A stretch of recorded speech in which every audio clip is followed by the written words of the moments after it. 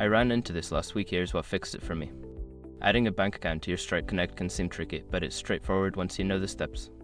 Step 1. Log into your Stripe account. Start by logging into your Stripe account.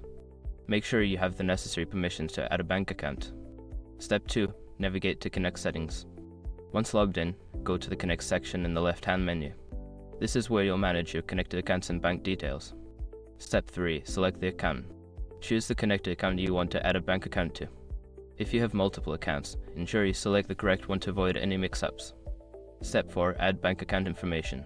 Click on Add Bank Account and fill in the required information, such as your account number and routing number. Double check these details to prevent errors. Step 5. Confirm and save. After entering your bank details, review everything and click Save. You may receive a confirmation email once the bank account is successfully added. If you accidentally enter an incorrect routing number, it could delay the verification process, so always double check. I hope this helps you get your bank account set up smoothly. Happy processing.